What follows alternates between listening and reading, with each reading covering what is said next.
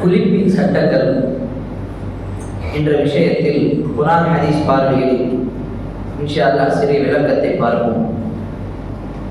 இந்த தலைப்பை ஜுமாவில் பேசக்கூடிய நோக்கம் என்னன்னு சொன்னால், இன்னைக்கு பெரும்பாலான முஸ்லிம்கள், அது புதிதாக இஸ்லாத்தை ஏற்றக்கூடிய சகோதரர்களாக இருந்தாலும் சரி, அது பரம்பரையாக இஸ்லாத்தை பின்பற்றக்கூடிய ஒரு குடும்பமாக ஒரு சமுதாயமாக இருந்தாலும் சரி, சிறியவர்கள் பெரியவர்கள், பயத்தான முஸ்லிம்கள், இந்த மாதிரி பலவிதமான முஸ்லிம்கள் அவர்களுக்கு குளிக்கக்கூடிய ஒரு சட்டங்கள், சில விஷயங்கள் என்ன, குளிப்புடைய கடமைகள் என்ன, இந்த மாதிரி சில மிக முக்கியமான விஷயம். குளிப்பு சரியில்லை என்று சொன்னால்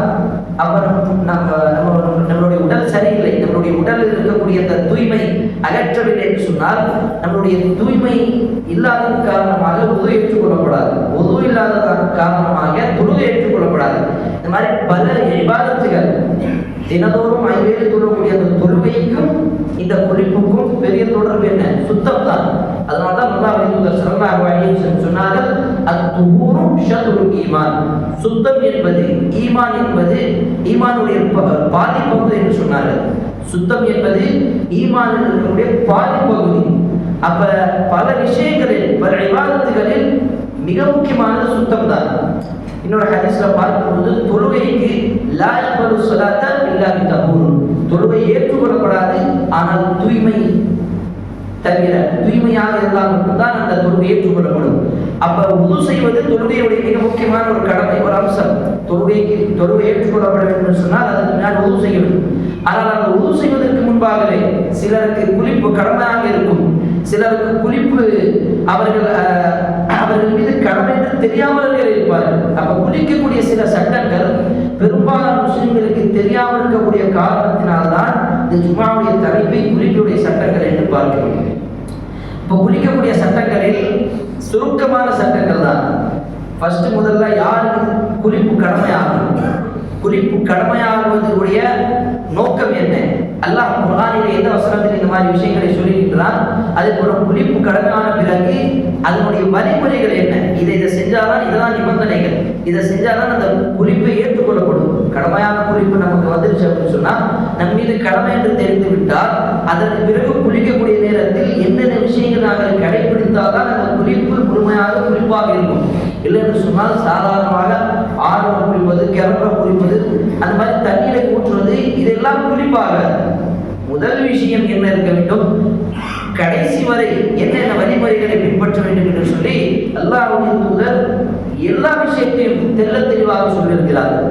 அதனால்தான் இந்த மாதிரி விஷயங்களை ஜும்ஆவுடைய மேடையில் கூட சொல்வதற்கு நமக்கு ஒரு கூச்சம் இருக்கக்கூடாது. ஏனென்று சொன்னால் இது ஒரு மார்க்க கல்வி, மார்க்கத்துடைய விஷயங்களை கற்றுக்கொள்வதற்கு எந்த நேரத்திலும் வெட்கப்படக்கூடாது. அதனால்தான் ஒரு சஹாபியில சல்மான் ஃபாரிஸி ரலியல்லாஹு அவர்கள் அவரிடம் ஒரு யஹூதி வந்து சொன்னார், ஒரு யூதர், என்ன ஒரு ரசூலுல்லாஹ் தூதர் என்ன எப்படி கனிமலை போகணும் அப்படிலாம் கற்றுக் கொடுக்கிறாரு, இது என்ன?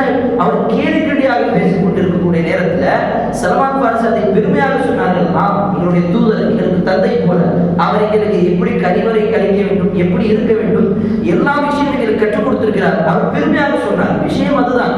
அப்ப குர்ஆனில் இருக்கக்கூடிய வசனம் என்ன? சூரத்துல் அஹ்ஸாப் 33வது அத்தியாயத்தில் அல்லாஹ் கூறுகிறார், அன்-நபியு அவுலா பில் முஃமினீன, இந்த நபி உங்களுக்கு உங்களுடைய உயிரை விட மிக மேலானவர்.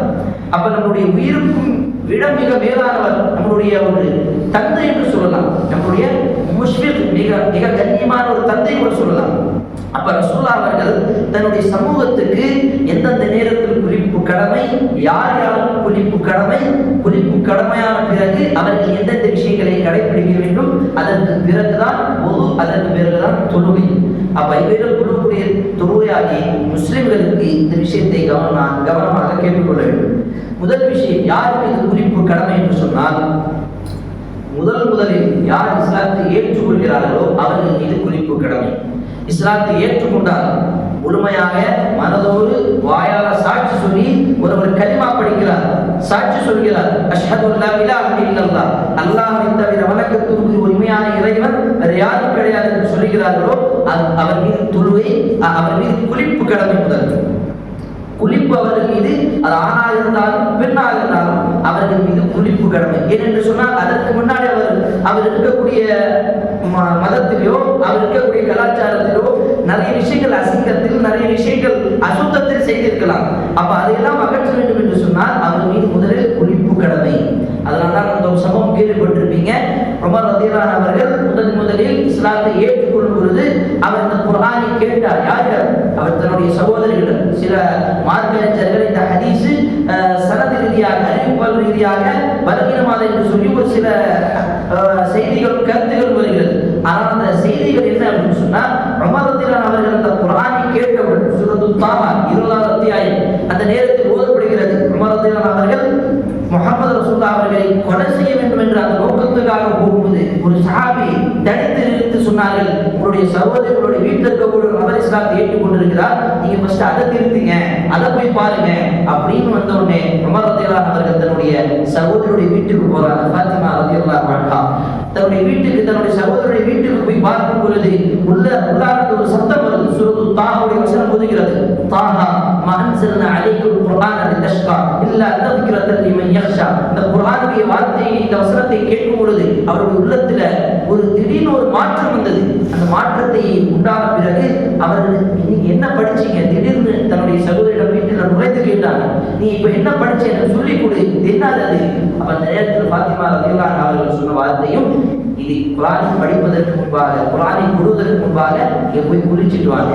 அதே போல அபூதாவுக்கு வரக்கூடிய இன்னொரு ஹதீஸ் 189வது ஹதீஸ்ல வரக்கூடிய செய்தி என்ன அப்படின்னு சொன்னா, அல்லாஹ்வுடைய தூதர் இன்னொரு சஹாபிக்கும் அப்படிதான் கட்டளையிடுகிறார்கள். இஸ்லாத்தை ஏற்றவுடன் நீ என்ன செய்யணும்? குளிக்க வேண்டும். அப்ப இஸ்லாத்தை ஏற்றவுடன் நாம் செய்யக்கூடிய முதல் காரியம், நம்முடைய இபாதத்துகள் ஏற்றுக்கொள்ள வேண்டும் என்று சொன்னால், அதில் நம்முடைய சகோதரர்கள் யாராவது இஸ்லாத்தை ஏற்றுக்கொண்டால் முதல் காரியம் குளிக்க வேண்டும். அவர்கள் மீது குளிப்பு கடமை. இரண்டாவது விஷயம், பெரியவர்களுக்கு, திருமணமானவர்களுக்கு உடலுறவு கொள்ளும் பொழுது, தன்னுடைய மனைவிடம் இல்லறத்தில் ஈடு இருக்கும் பொழுது அல்லாஹ்வுடைய தூதர் ஸல்லல்லாஹு அலைஹி வஸல்லம் அவ்வளவு தெளிவாக சொல்றாங்க. ஹதீஸுடைய வார்த்தை நான் என்னுடைய வார்த்தையாக சொல்லவில்லை. அல்லாஹ்வுடைய தூதர் சொல்லக்கூடிய வார்த்தை, நீங்கள் உங்களுடைய மனைவிடம் சேர்ந்தால், வெளியேறிவிட்டாலும் சரி, வெளியே வரவில்லை என்றாலும் சரி, அந்த இரண்டு உறுப்புகளும் சேர்ந்து விட்டாலே அந்த குளிப்பு கடமையாகிவிடும் என்று அல்லாஹ்வுடைய தூதர் சொல்லக்கூடிய வார்த்தை ஸல்லல்லாஹு அலைஹி வஸல்லம். அப்ப அவ்வளவு தெளிவாக சொல்லியிருக்கிறார்கள். ஆனால் இன்னைக்கு பல பேருக்கு, யாருக்கு பள்ளிவாசலுக்கும் அவர்களுக்கும் தொடர்பு இருக்காதோ, யாருக்கும் இஸ்லாமுக்கும் அவர்களுக்கும் தொடர்பு இருக்காதோ, அவர்களுக்கு கடமையான குளிப்பு என்று அது தெரியாமல் இருக்கும். அவர்கள் எந்த நேரத்தில் குளிப்பக்கணும் என்று தெரியாமல் இருக்கும். சாதாரணமாக அவர்கள் தன்னுடைய மனிதம் சேர்ந்து விட்டு மனைவிடம் இரவில் சேர்ந்திருப்பார், ஆனால் காலையில தெரியாமல் அப்படியே ஃபஜர் வந்துடுவார். அப்ப அதான் பாதுகாக்க வேண்டும். அப்ப அந்த குளிப்பு கடமை என்று அவர்களுக்கு தெரியாமல் இருக்கிறது. அப்ப உடலுறவு கொண்டாலே மிக முக்கியமானது அவர்களிடம் அந்த குளிப்பு கடமையாகிவிடும். இதுவும் அபூதாவுல 203வது ஹதீஸில் வருகிறது. அதே போன்று மூன்றாவது நபர் அல்லாஹ்வுடைய தூதர் ஸல்லல்லாஹு அலைஹி வஸல்லம் சொல்கிறார்கள், விந்து வெளியேறிவிட்டார். உடலுறவு கொள்ளும்போது விந்து வெளியேறும், வெளியேறாமல் இருக்கலாம். இரண்டு விதமாகவும் இருக்கிறது. ஆனால் விந்து வெளியேறுவதற்கு ஆண்கள் செய்யக்கூடிய சில காரியங்கள் என்ன? சுய இன்பம் இருக்கிறது, அல்லாஹ் பாதுகாக்க வேண்டும். அல்லது நம்ம இப்போது படிக்கக்கூடிய இந்த ஃபஜ்ர்ல தஃசீர் இன்னைக்கும் நேற்றும் படிச்சோம், லூத் அலைஹிஸ்ஸலாமுடைய சமுதாயம் செய்த அந்த பாவம், ஆண்களோடு செய்யக்கூடிய அந்த தவறான காரியம், அந்த நேரத்தில் விந்து வெளியேறி விடலாம். அல்லது தூக்கத்தில் இருக்கும்போது விந்து வெளியேறி விடலாம். அல்லது தானாகவே ஆசைப்பட்டு வேண்டும் என்று அவர்கள் தன்னுடைய இஷ்டப்பட்டு அவர்கள் அந்த விந்து வெளியேற வைக்கலாம். அந்த நேரத்தில் அவர்கள் மீது குளிப்பு கடமையாகிவிடும். நோன்பாக இருந்தால் முறிக்கப்படும். அப்ப இந்த மாதிரி விஷயங்கள் நமக்கு தெரியாமல் இருக்கிறது. அதே போன்று நான்காவது, பெண்களுக்காக பொதுவாக அல்லாஹ்வுடைய தூதர் ஸல்லல்லாஹு அலைஹி வஸல்லம் சொன்னார்கள், மாதவிடாய் மற்றும் நிஃபாஸ்கள். மாதவிடாய் என்று சொன்னால் ஒவ்வொரு பெண்ணுக்கும், மனிதனாக இருக்கக்கூடிய ஒவ்வொரு பெண்ணுக்கும் மாதத்தில் ஒரு 6 நாட்கள் 7 நாட்கள், கம்மிபட்சம் ஒரு 3 நாட்கள், அதிகபட்சம் 15 நாட்கள் வரை அந்த மாதவிடாய், அந்த பெண்ணுறுப்பிலிருந்து அந்த இரத்தம் வரும். அந்த மாதவிடாய் காலத்தில் அது போன பிறகு அதை அகற்றுவதற்காக ஒரு குளிப்பு இருக்கிறது. அதுதான் கடமையான குளிப்பு. அது பெண்கள் கண்டிப்பாக கட்டாயமாக குளிக்க வேண்டும். அது இல்லை என்று சொன்னால் தொழுகை பெண்களுக்கு ஏற்றுக்கொள்ளப்படாது. அதே போன்று நிஃபாஸ், கர்ப்பிணி பெண்ணியாக இருக்கக்கூடிய நேரத்தில் அந்த மாதவிடாய் வராது. அதெல்லாம் சேர்த்து விட்டு குழந்தை பிறந்த பிறகு மொத்தமாக ஒரு 40 நாட்கள் தொடர்ச்சியாக அவர்களுக்கு அந்த ரத்தம் வரும். அந்த நேரத்தில் அந்த நிஃபாஸ் ரத்தம் வரும் பொழுது அந்த நேரத்தில் 40ஆவது நாள் கழிச்சு அதுக்கப்புறம் தான் அவர்கள் குளிக்க வேண்டும். இதுக்கு பிறகுதான் அவர்களுடைய தொழுகை எல்லாம் ஏற்றுக்கொள்ளப்படும். இது நான் சொல்லக்கூடிய வார்த்தைகள் அல்லாஹ்வுடைய தூதர் ஸல்லல்லாஹு அலைஹி வஸல்லம் அவர்கள் சொல்லக்கூடிய வார்த்தை. இதுவும் குர்ஆன் வரக்கூடிய வார்த்தை. அல்லாஹ் சொல்லுகின்றார் சூரத்துல் பக்ரா 2வது அத்தியாயம் 222 இரண்டாவது அத்தியாயத்தில் 222வது வசனத்தில் அல்லாஹ் சுப்ஹானஹு வ தஆலா இந்த விஷயத்தை சொல்லுகின்றார். அந்த மாதவிடாய் காலகட்டத்தில் நீங்கள் அவர்களிடம் அந்த ஒரு ஆசையோடு நெருங்காதீர்கள், அந்த காரியத்தில் ஈடுபடாதீர்கள் என்று அல்லாஹ் குர்ஆனில் சொல்லுகின்றார். அதே போன்று இதெல்லாம் தவறிவிட்டு இதெல்லாம் தாண்டிவிட்டு ஒரு மனிதன் இறந்து விட்டால் மரணித்த மனிதர்களுக்கும் குளிப்பு கடமை. அவர்களால் முடிந்தார் என்று சொன்னால் எல்லா ஜனாசாக்களும் எல்லா மையத்துகளும் அவர்களுடைய உடல் அப்படியே ஆரோக்கியமாக இருக்கும் என்று சொன்னால் கிடையாது. சிலர்களுக்கு அவர்களுடைய உடல் சரியாகாமல், இப்போ பார்க்க போனால் பலஸ்தீன் இருக்கக்கூடிய மக்களுக்கு சொல்லலாம், அவர்கள் மீது இருக்கக்கூடிய அந்த பாம்பு விழுவது, அந்த பில்டிங்கள் உள்ளாக அவர்களுடைய வீடுகள் விழுவது, அப்ப இந்த மாதிரி நேரத்தில் அவர்களுடைய உடல் உறுப்புகள் எல்லாம் சேர்க்க முடியாத அளவுக்கு இருக்கும். இந்த மாதிரி போர்க்களத்தில் நடக்கும். அல்லாஹ்வுடைய தூதர் ஸல்லல்லாஹு அலைஹி வஸல்லம் அவர்களுடைய காலகட்டத்தில் 10 வருடம் அந்த போர் நடந்தது. அந்த 8 10 வருடம் வரை அந்த சஹாபாக்களுடைய நிலைமை அப்படியே மிகவும் மோசமாக இருந்தது. போர்க்களத்தில் பொதுவாக பார்க்க போனால் அதிகமாக நஷ்டம் ஏற்பட்ட ஒரு போர் உஹத் போர். 3வது ஹிஜ்ரியில் நடந்த உஹத் போர் 70 சஹாபாக்கள் அவர்கள் ஷஹீதாக்கப்பட்டார்கள். அவர்கள் மீது குளிப்பு கடமை இல்லை. ஏன்? அவர்கள் ஷஹீத். சுஹதாக்கள் மீது குளிப்பு கடமை ஆகாது. சுஹதாக்களை தவிர மற்றவர்கள் இறந்து விட்டால் அவர்கள் மீது குளிப்பு கடமை. அல்லாஹ்வுடைய தூதர் ஸல்லல்லாஹு அலைஹி வஸல்லம் இந்த ஹதீஸையும் புகாரியிலே 1253வது ஹதீஸில் நாங்கள் பார்க்கிறோம். அதை தவிர 6வது நாங்கள் பார்க்கும் பொழுது ஜனாசாவை குளிப்பாட்டி விட்டார். இன்னொரு ஹதீஸ் சில மார்க்க அறிஞர்கள் இதை தைஃபாக சொல்கிறார்கள், இது பலவீனமானது என்று சொன்னாலும் இமாம் அல்பானி ரஹ்மத்துல்லாஹி அவர்கள் இது போன்ற பல மார்க்க அறிஞர்கள், இமாம் இப்னு ஹஜர், அதே போன்று முஸ்திரி என்று சொல்லக்கூடிய பெரிய மார்க்க அறிஞர்கள் ஆராய்ந்து அந்த அறிவிப்பாளர்கள் சரியானதா என்று சொல்லிவிட்டு யாரு ஜனாசாவை குளிப்பாட்டுகிறார்களோ அவர்கள் மீது குளிப்பு கடமை. என்று சொன்னால் அந்த ஜனாசா, அந்த மையத்தில் இருக்கக்கூடிய அந்த அசுத்தத்தை நாங்கள் எடுக்கும் பொழுது நம்மளுடைய கைகள், நம்மளுடைய உடலில் அந்த அசுத்தம் படலாம். அந்த நேரத்தில் அந்த தூய்மையாக வேண்டும் என்பதற்காக தான் அல்லாஹ்வுடைய தூதர் சொன்னார்கள், மன் கஸ்ஸல் மையத், எவர்கள் ஒரு மையத்துக்கு ஒரு ஜனாசாவுக்கு குளிப்பாட்டுகிறார்களோ, அது ஆணாக இருந்தாலும் பெண்ணாக இருந்தாலும் அவர்கள் மீது குளிப்பு கடமை. இது மட்டும் இல்லாமல் இன்னொரு ஹதீஸ் நமக்கு பெரும்பாலான மக்களுக்கு தெரிந்த ஒரு விஷயம் என்ன அப்படின்னு சொன்னா, ஜும்ஆவுடைய தினத்தில் குளிப்பு கடமை. ஆனால் அந்த ஹதீஸ் பலவீனமானது என்று சொன்னால் பல மார்க்க அறிஞர்கள் சொல்லுகிறார்கள். ஏனென்று சொன்னால் ஆரம்ப காலகட்டத்தில் அல்லாஹ்வுடைய தூதர் சொன்னார்கள், ஜும்ஆவுடைய தினத்தில் ஒவ்வொரு ஆண் ஒவ்வொரு பெண் மீதும் குளிப்பு கடமை என்று. ஆனால் அதற்கு பிறகு வரக்கூடிய காலகட்டத்தில், கடைசி காலகட்டத்தில் சட்டங்கள் சில மாற்றப்பட்டது. அந்த வரக்கூடிய சட்டங்களில் இதுவும் ஒன்று. அப்ப சஹாபாக்கள் சிலர் எப்படி இருப்பாங்க அப்படின்னு சொன்னா, அல்லாஹ்வுடைய தூதர் ஸல்லல்லாஹு அலைஹி வஸல்லம் அவர்கள் குத்பா செய்யும் பொழுது, அதே போல கலீஃபாவுடைய ஆட்சிகளிலும் அவர்கள் குத்பாவில் இருக்கும் பொழுது அப்போதுதான் சில சஹாபாக்கள் நுழைவார்கள். அப்ப அந்த சஹாபாக்கள் கேட்கும் பொழுது, ஏன் தாமதமாக வந்தீர்கள்? அவர்கள் சொல்லுவார்கள், நாங்க மார்க்கெட்டில் வியாபாரத்தில் இருந்தோம், திடீர்னு நாங்க வாங்க கேட்ட உடனே உடனடியாக அப்படியே வந்துட்டோம். வாங்க கேட்ட உடனே உடனடியாக உது செஞ்சுட்டு அப்படியே வந்துட்டோம், அதனால குளிக்கல. அப்ப அந்த நேரத்தில் உமர் ரலியல்லாஹு அவர்கள் குளிங்க, அப்பதான் ஜும்ஆ ஏற்றுக்கொள்ளப்படும் அப்படின்னு சொல்லவில்லை. அல்லாஹ்வுடைய தூதரும் அப்படிதான் குளித்தால்தான் ஜும்ஆ ஏற்றுக்கொள்ளப்படும் அப்படின்னு எந்த ஹதீஸும் நமக்கு கிடைப்பதில்லை. அப்ப மாறாக அந்த ஹதீஸ் வந்து பலவீனமான ஹதீஸ். அப்ப 6 மனிதர்கள் மீது குளிப்பு கடமை. முதலாவது மனிதன் இஸ்லாத்தை ஏற்றுக்கொண்டால், 2வது உடல் உறுப்பு கொண்டால், 3வது விந்து வெளியேறிவிட்டால், 4வது மாதவிடாய் அல்லது நிஃபாஸ் காலம் முடிந்து விட்டால், 5வது அந்த மனிதன் இறந்து விட்டால், 6வது அந்த மனிதனுடைய ஜனாசாவை குளிப்பாட்டக்கூடிய, அவனை குளிப்பாட்டக்கூடிய அந்த மனிதனுக்கும் அந்த குளிப்பு கடமை. 6 மனிதர்களை நாங்கள் பார்க்கிறோம். இப்போது குளிக்கக்கூடிய நாம் எப்படி குளிக்க வேண்டும், என்னென்ன விஷயங்கள் நம்முடைய வழிமுறையில் இருக்க வேண்டும் என்று அல்லாஹ்வுடைய தூதர் அதையும் சொல்லுகிறார்கள். முதலாவது நாங்கள் பாருங்கள், தன்னுடைய 2 கைகளையும் கழுவ வேண்டும். ஏனென்று சொன்னால் பொது செய்வதற்கு முன்பாகவும் குளிப்பதற்கு முன்பாகவும் நம்முடைய 2 கைகளை நன்றாக கழுவ வேண்டும். இன்னும் ஹதீஸ்ல எப்படி வருதுன்னு சொன்னால், உங்களுடைய விரலுக்கு நடுவில் இருக்கக்கூடிய பாதங்களை நீங்க என்ன செய்யுங்க, நல்ல கையை விட்டு கழுவுங்க.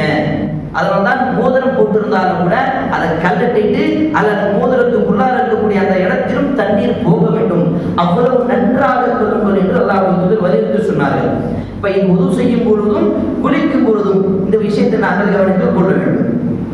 இது ஏன் அப்படின்னு சொன்னால் அல்லாஹ்வுடைய உது செய்வதற்கு முன்பாகவும் அந்த விஷயத்தை சொன்னார்கள். இரவு நேரத்தில் உங்களுடைய கைகள் எங்கே இருந்திருக்கும் அப்படின்னு உங்களுக்கு தெரியாது. அதனால நீங்க என்ன செய்யணும்? முதலில் நன்றாக கையை கழுவ வேண்டும். கை கழுவின பிறகுதான் பாத்திரத்துக்குள்ளார கையை விடணும் அப்படின்னு ஹதீஸ் நமக்கு அல்லாஹ்வுடைய கற்றுக் கொடுக்கிறாங்க. அதுக்கப்புறம் குறிப்பிடமான பொழுது நம்மளுடைய மறைவான உறுப்பு, அதான் உறுப்பாக இருக்கலாம், பெண் உறுப்பாக இருக்கலாம், அதை நன்றாக சுத்தம் செய்ய வேண்டும். அந்த உறுப்பை நன்றாக கழுவ வேண்டும்.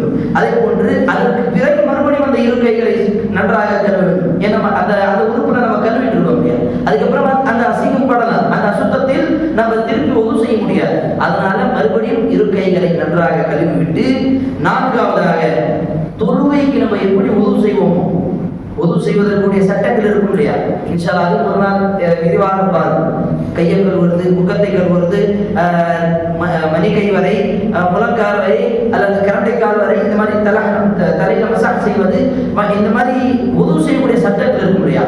அப்ப அது எல்லாம் அந்த நேரத்தில் செய்யணும். எப்போது?